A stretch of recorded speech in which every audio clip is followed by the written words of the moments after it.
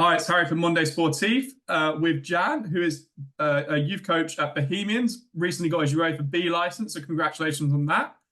And Yeah, we're thank here you. to talk about the Czech Republic and their Euros chances.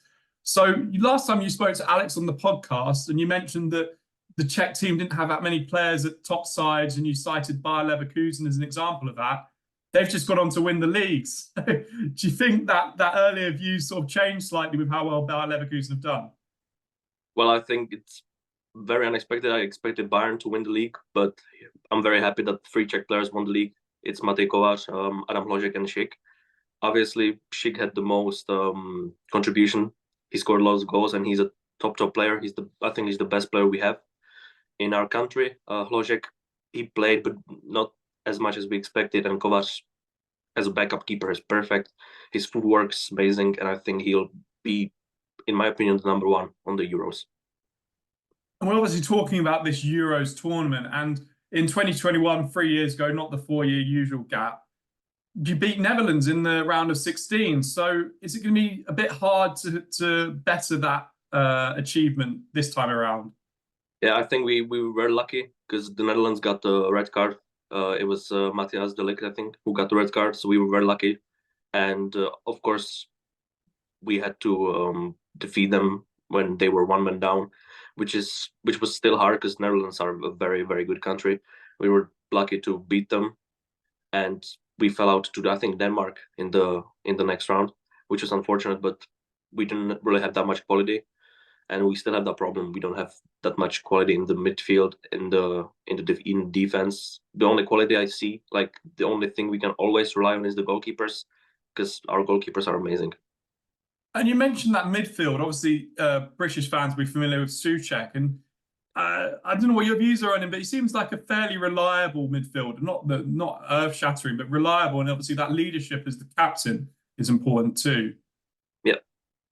Well, I personally think that Souček is a very reliable player. He's very physical, and most of the teams on the Euros we can think about, like Spain, Italy, also England, we could say, and country on Portugal.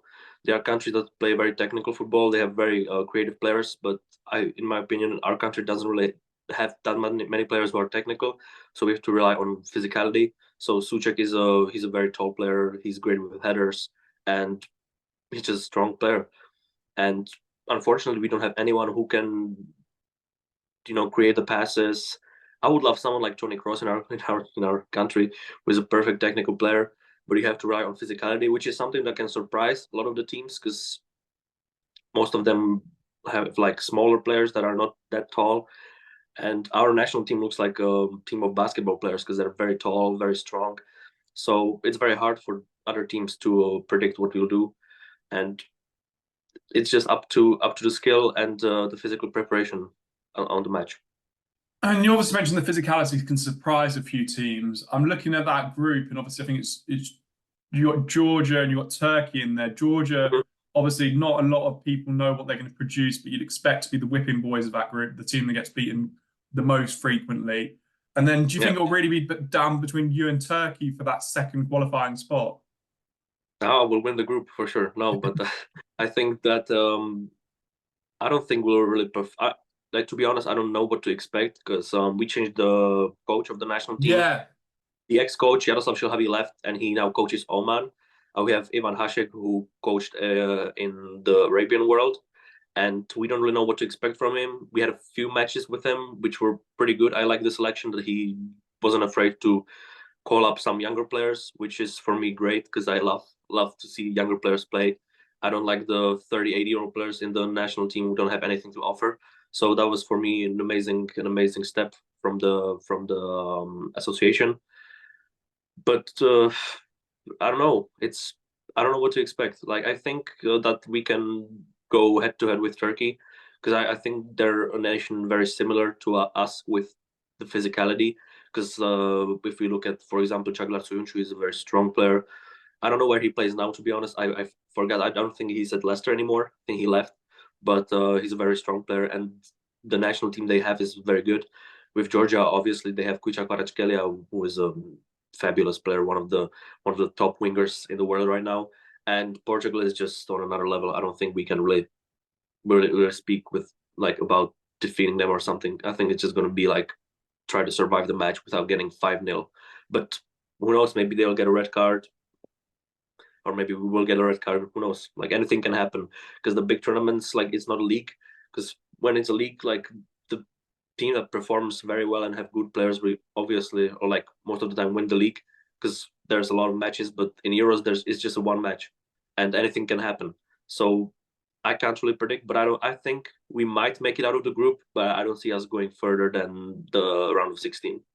I think that's a realistic assessment. Obviously, I'm not nowhere near as close as it to you, but just looking at Leverkusen and West Ham and hearing what you said about the fact that it is just a match management rather than a league, I think you've got players that have got the physical presence, as you say, and obviously are experienced winners in tournament style football, like the Euros and Europa Conference.